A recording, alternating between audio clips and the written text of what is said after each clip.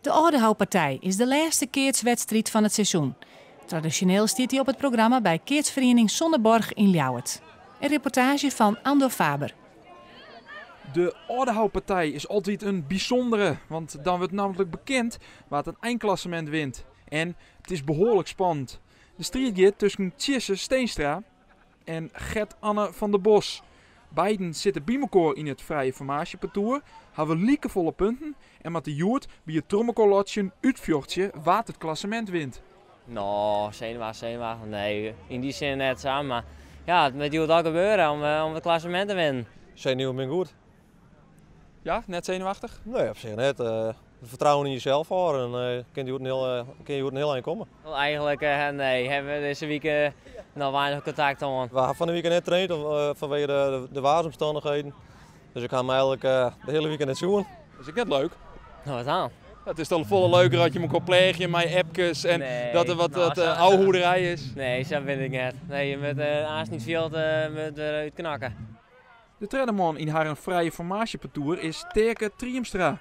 Een van zijn maten wint dus het eindklassement, maar waar moet dat dan worden? Maakt me niks uit, ik ben 12 van mijn maten. Gaat dan en het is precies gelijk en ja, heel helemaal oplutsen en mag het dan al veel langer. Dus misschien wat dat betreft gun ik het gedaan wat meer, maar Tjesse heeft hem geweldig gemanifesteerd dit hier. Dus dan gaat de sympathie misschien wat meer uit naar Tjesse. Jongen, wil ik graag de kransen winnen en dat betekent dat het aan het klassement wint, dus laten we dat maar voor gaan.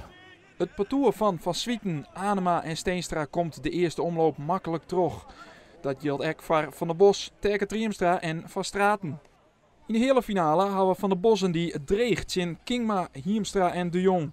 Op 4-2 Efter en 6-6 mist Lars-Pieter van Straten deze bal, waardoor het 4-2 wordt. Uiteindelijk gaat het in de hele finale dus mis voor het parcours van Van der Bos. Het is dan afwachten wat Tjesse Steenstra docht. Als hij in de hele finale wint, is hij echt de winnaar van het eindklassement. Maar ook voor Steenstra gaat het mis. Het parcours van Attema, Drent en Sielstra wint mij 4-4 en 6-6 van Steenstra en die. En dat betekent dat Steenstra en Van der Bos in het eindklassement exact gelijk eindigen. En dus ontstaat er een unieke situatie. Ze winnen, maar zien beiden het eindklassement. We gaan een prachtig seizoen.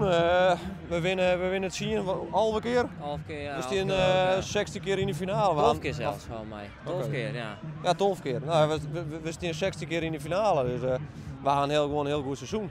Maar ja, de echte uitblinker is Tjesse.